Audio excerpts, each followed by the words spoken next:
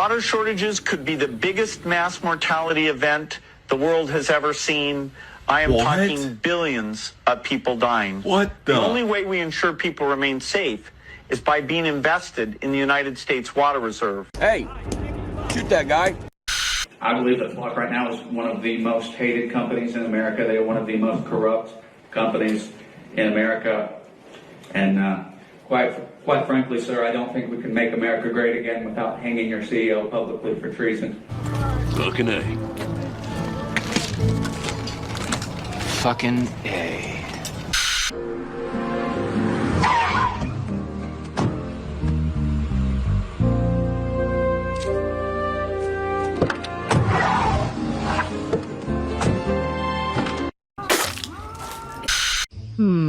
I like this one.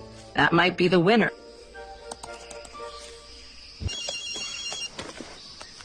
What the fuck does he want? Hello? Yo, Ellen, it's your old pal. Hi, Sean. What is it? Hey, you might want to get on YouTube and see what your ex-girlfriend has been saying about you. Excuse me? What the hell did she say? Just check it out. If she's dropping tea like this, who knows what she'll be spilling in the not-too-distant future. We might want to do something about her before she starts a domino effect. Oh, Christ. You know, I'm pretty surprised you haven't had anybody publicly call you out yet. Oh, I got my shit on lock. Trust me, ain't nobody gonna be a problem for me. We'll see about that. Look, I'd love to keep chatting, but I need to check this out for myself. Thanks for the heads up. Ellen recently moved out of the country, and what I'm feeling is that finally she's far enough away from me that I'm actually able to breathe again. Babe, I have something urgent I need to take care of. What the fuck? Fuck! Someone is controlling my car! Oh God, I need to get out of here. Ma'am, everything's gonna be all right. We're here to help you. No, I'm not safe! Where are you taking me? No! She's behind this! Ma'am, please remain calm. You're in safe hands. Surprise! God, I knew it. You fucking monster! Any last words? How does it feel to be disliked by everybody now and lose your precious show? You've said enough. Judgment Day will come for you! Enjoy your last years, bitch! Witnesses described seeing her driving erratically at high speeds. She was taken to the hospital and declared brain dead within the hour. Hey, that's how we do it. Tupac didn't see it coming either. Ain't nobody can take us down. We invincible. You feel me? You don't have to go to hell. You're in hell. This is hell. This is hell. This is hell. Because democracy basically means government by the people, of the people, for the people. But the people are retarded. Then strangled them, and finally dismembered their bodies. Right. Then do Available. and homelessness and all that. And now, the voice you've been waiting for. There is a secret zone at the center of the world, and its sound is like razors through flesh. I'm here to turn up the volume.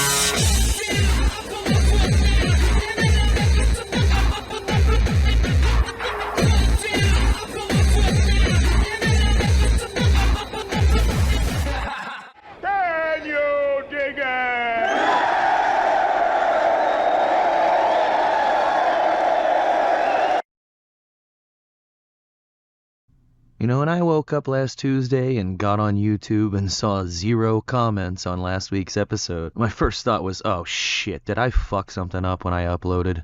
But I quickly realized that I hadn't made a mistake, and instead it was the overlords that decided to go ahead and turn that comment section off. So then my second thought was that this probably has something to do with a certain topic that I went into a little more in depth than I had in quite some time. This particular topic used to be the #1 reason that my videos would just get removed and I would get suspended. Maybe it's because of that, maybe somebody left a comment that was a little too spicy. I should just be happy that the video didn't get taken down, right?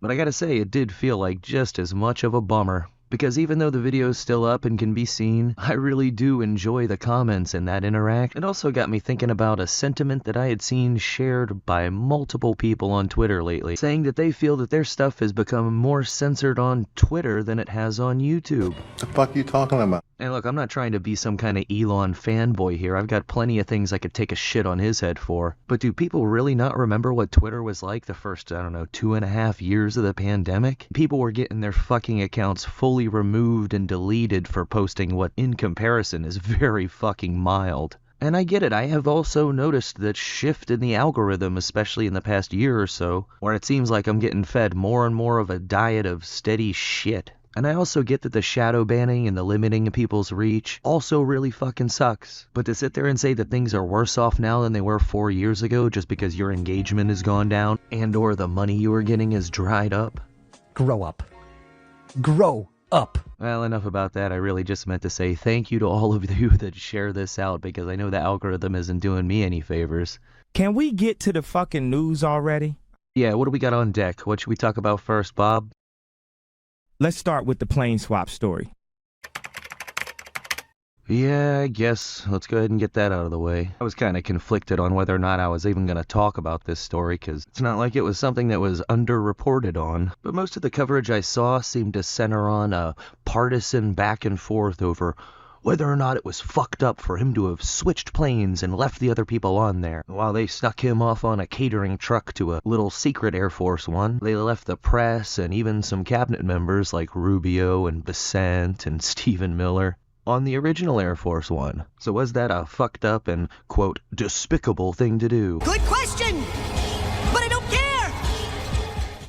I mean, really, if you're getting on Air Force One to leave a summit in the Middle East while we're at war with a country in the Middle East, and you don't think it's a possibility that you could be targeted? Sorry, that's just the risk those people are taking every day.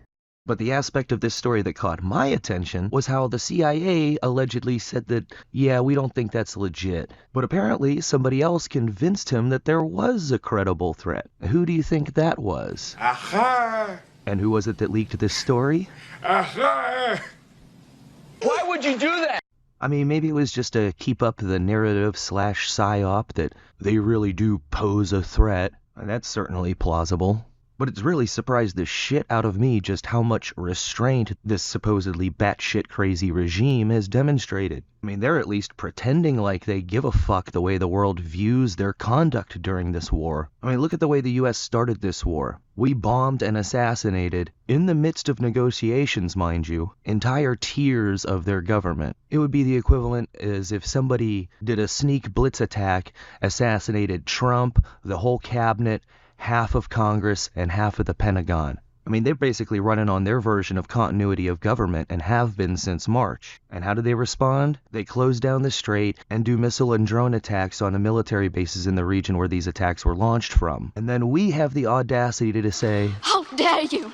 But I don't believe that there actually was a credible threat, at least not from the Iranians. Because why? What would they have to gain from that? Their power play, their fucking ace in the hole, is their ability to control the strait and our inability to do anything about it. And with the US stockpiles of conventional munitions getting low, reportedly, you think they would haul off and do the one thing that really would ensure a fucking massive retaliatory escalation? I don't think so. What would they benefit from that? That's why I think it's entirely possible that this whole credible threat to Air Force One was cooked up simply to put it out into the ether. Trump could be assassinated, and if he is, it's definitely because of those Iranians, not, other people.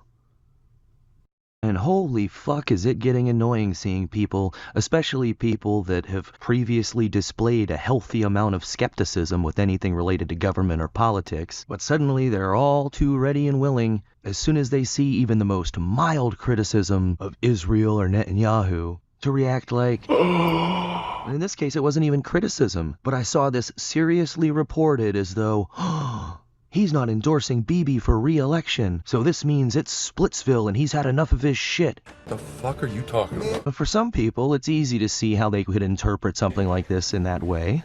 This guy is fucking stupid! But for some of the others that I have no reason to believe shouldn't see right through this blatant good cop, bad cop routine. Well, he's fairly intelligent.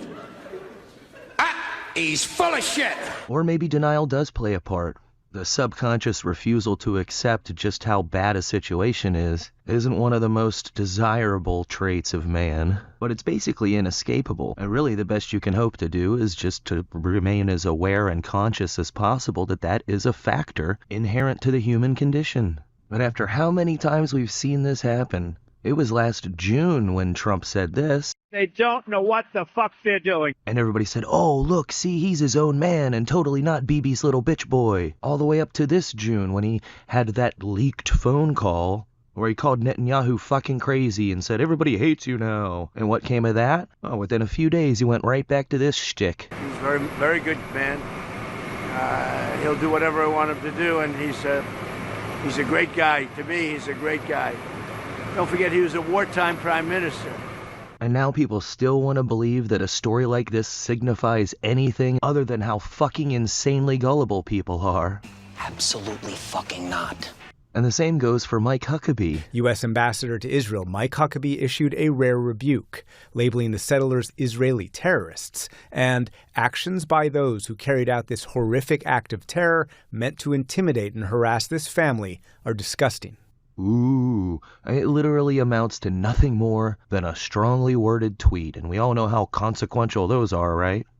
I mean, this is the same guy that 6 months ago said, there's nothing wrong with the Greater Israel Project, and it would be fine if they just took it all, from the Euphrates to the Nile, even though that would include taking Lebanon, Jordan, big chunks of Syria, Saudi Arabia, Turkey, Egypt. Oh, it's fine if they just take it all. Oh, but now he's taking a hard stance and calling them terrorists. Well, first of all, what the fuck did you think taking it all was gonna look like? And secondly, what you're criticizing isn't any kind of new development. The fucking so-called settlers have been doing this shit for years. But what, all of a sudden you just now became aware of it?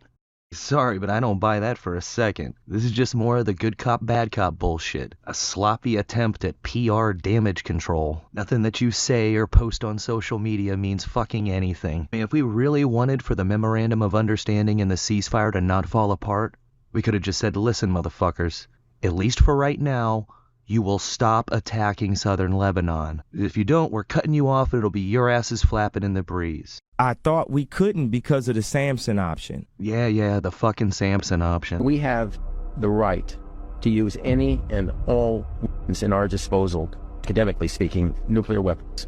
And I'm tired of using euphemisms. I'm tired of saying, well, we have something, in the basement, but we won't be the first to introduce nuclear weapons in the Middle East. It's enough already. I said, no, let me bring you back to October 1973, during the Yom Kippur War, when Henry Kissinger instituted an arms embargo against us. And what happened? An A-4 Skyhawk was parked at Tel Nof Air Base with some interesting weapons under its wings, and we told the Americans, take your eye in the sky and take a good look at the airplane that's on that runway. So in other words, we threatened their... We threatened to use unconventional weapon. I'll leave it at that. And so he said, is this what you want us to threaten now? I said, absolutely, except this time I want us to go forward with it if necessary. But if they're just going to use that as leverage to force us into being complicit in starting World War III, honestly, what the fuck is the difference? So like I said, if they wanted to, it could have happened. Same goes for the fucking Russia-Ukraine war. All that, oh, I could end the war in one day. That was actually the truth, because without our weapons, our money, our military satellites for the purposes of targeting, there would be no fucking war. But they're pretending like, well, it's a complicated situation, when it's really not. Just like we're pretending that removing Maduro from Venezuela was for any other purpose other than to get the U.S. oil companies back in there. We call it regime change. The entire regime is still there except for just the top dude. So what did that really change? They've been great, the people from Venezuela. The leadership has been fantastic, and we're working with them, and the big oil companies are moving in. They've made more money for themselves in the last few months than they made in the history of the country. and it's being properly run. They have oil. They have so much oil. You find the oil there, Pete, you just look down on the ground and you say, oh, that's oil. Just drill it. There's very few places that have anything like that. But we have a great relationship with the leadership. We've worked with them very closely. So that's all it is. It's still the same regime. But now the U.S. oil companies are getting access to that oil again, which just so happens to be the exact type of oil that the refineries in the U.S. are set up and equipped to handle. So I do understand why we made that move, but please, let's just not kid ourselves into believing that we did that to help out Venezuelans or anything like that. Another of the good cop, bad cop routines that I've really lost all patience for recently is this seemingly deliberate and concerted effort to prop up and fluff J.D. Vance, I guess so that he can be the heir apparent in 28 and the face of the future of the Republican Party. And take this clip, for example. This is a dude who knew everybody. He knew everybody. So, look, So where I don't did his know. money come from? Well, from giving, part of it is suspect tax advice and setting up tax schemes for a lot of very, very rich people. Right, but why was And he possibly motivated to influence academia, and what was the purpose? I don't know the answer to that question. I mean, I have theories. There's of course the... Well, most people think he was Mossad. Yeah, Mossad or CIA or some other deep state, whether in America or Israel or another country. Or both. You know, look, he clearly had connections to the highest levels of American intelligence. He clearly had connections to the highest levels of Israeli intelligence. I've seen that clip referred to and reported on as Vance admitting that Epstein was Mossad. I mean, maybe it's me. I'm a little fucked up maybe. I'm too stupid to see it. But that sure as shit wasn't my takeaway from that. To me, it seemed more like he was saying, oh, well, you know, I mean, he knew people in Israeli intelligence, but he knew a lot of people. I mean, I will give him credit. He is a pretty talented bullshit artist. And as far as walking that tight rope, trying to stay in the good graces of the former MAGA people who got completely betrayed and refused to be cucks about it, while also not pissing off the tiny hat lobby too much. I mean, it's not a very fucking easy task to accomplish. And I hear people saying that, oh, I have sources in the White House that say that Vance was one of the early people lobbying Trump to not do this war with Iran. Of course, I remember some of the idiotic shit that he was pushing early on. When I say options, I think it's important the American people know options for what? And it's options to ensure that Iran never has a nuclear weapon. You talk about people who walk into a crowded supermarket and have a vest on, and they blow up the vest and a couple of people get killed, and that's a terrible tragedy. What happens when what's on the vest is not something that can kill a couple of people, but can kill many, many tens of thousands of people? That is the most important American national security objective that exists for any administration at any time, is you don't want the worst people in the world to have a nuclear weapon. That's why the president is doing this. That's why the president cares so much about this particular issue. I mean, did he really just suggest they could use a nuclear suicide vest? But then once it later became apparent that we weren't going to be winning this war, and that a lot of their own fucking base are turning on him because of it, all of a sudden he gets recast as this anti-war character who was simply just being loyal to Trump. But behind the scenes, he's been doing everything he can to... You know what, maybe all that's true. I fucking doubt it, but maybe. I still don't trust him, and I don't fucking like him. Sure, he might be much less off-putting and not have the same kind of Norman Bates psycho vibes that Mike Pence had, but the fact that he's a political creature literally created by Peter Thiel makes him a fucking non-starter in my book.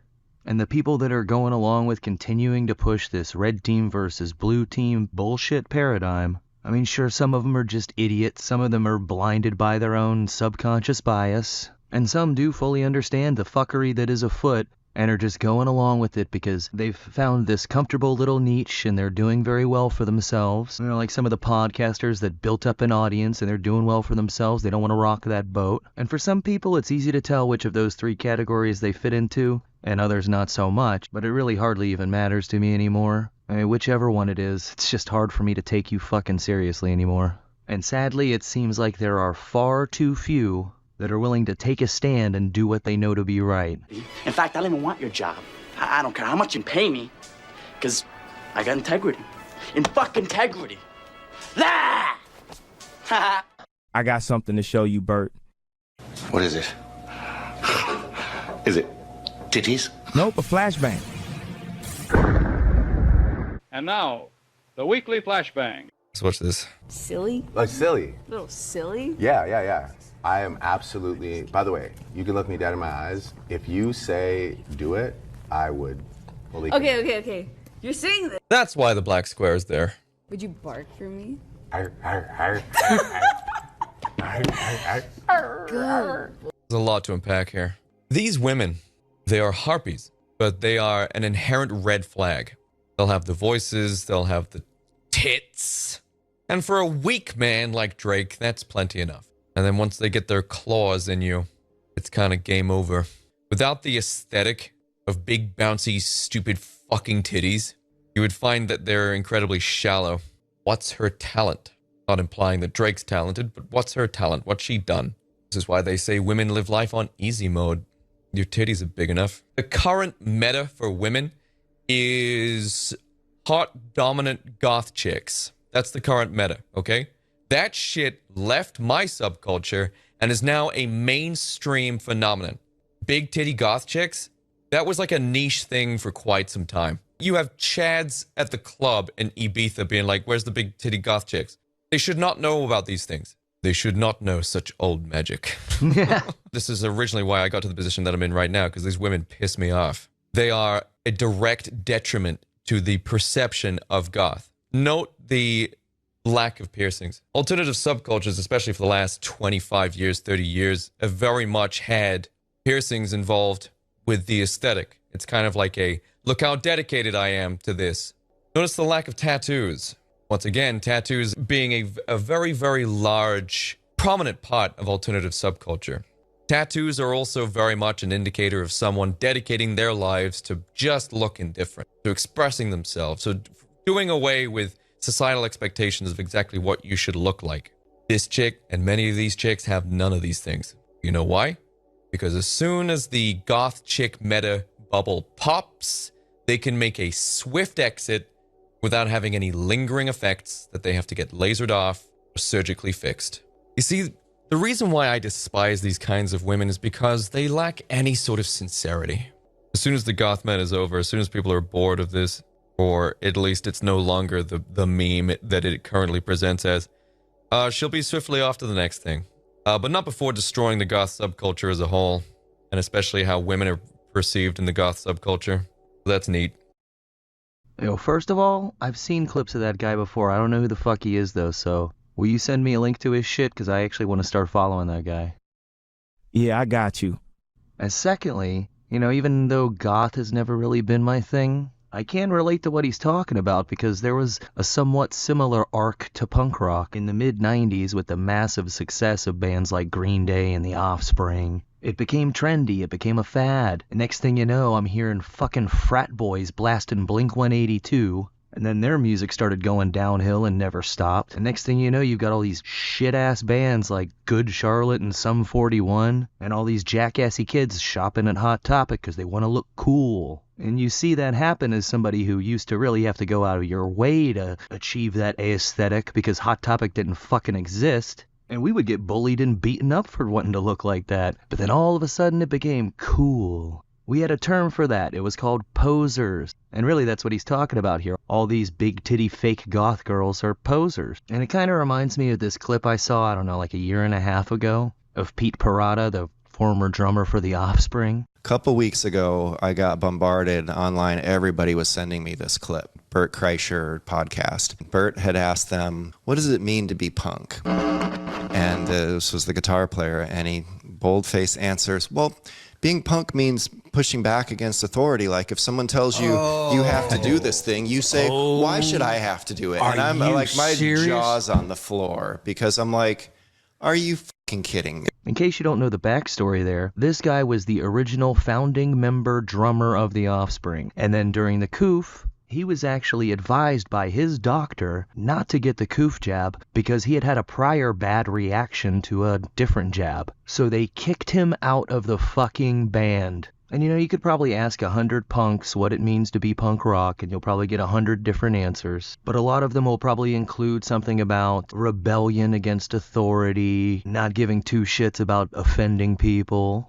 But another aspect that I think gets commonly overlooked is the DIY, making your own way ethic. Because in the decades preceding the rise of bands like Offspring, there were very few bands that any label was willing to touch, outside of people like the Ramones or the Clash. So what did they do? They started their own fucking labels. They started pressing their own records, making their own merch, booking their own tours. But then when bands like Offspring got really huge, a lot of that went away. I mean, it still does exist. Punk never died, it just went back underground. But to me, in my humble opinion, if the Offspring could do that to their boy after having been together for decades, they're fucking posers, and they probably always were.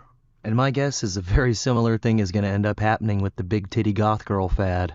It'll stop being trendy, the subculture will still exist, it'll just go back to being more underground, and a lot of these chicks will vanish just as quickly as they appeared. And I, for one, will say, so long and thanks for the memories. Sláinte.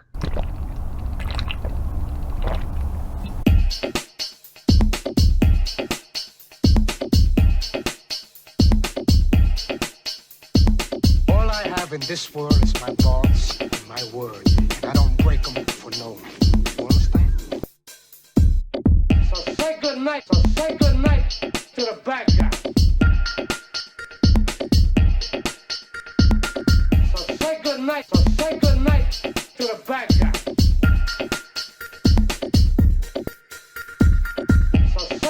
So say good night to the bad guy. So say good night to the bad guy. Come on.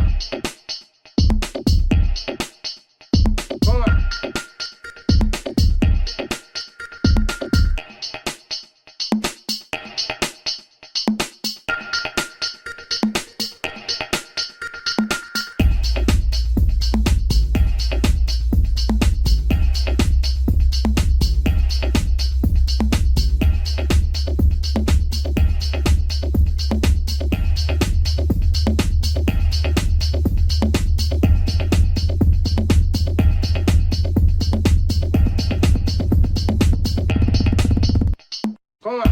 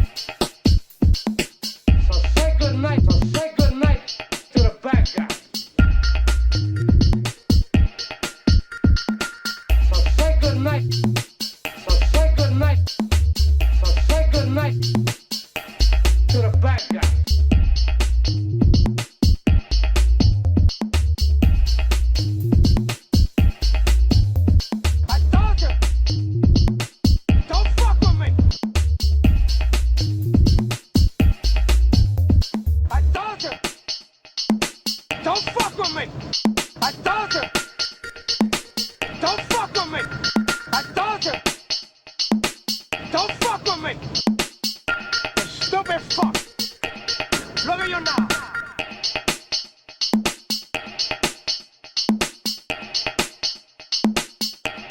Look at you now. Posted it. He posted it. He posted it. What? He posted it. Let's go. Posted it. He posted it. He posted it. He posted it. He posted What? it. He posted it. Posted what? He posted it. Suspend. Account suspended. Suspend. Account suspended. Suspend. Account suspended.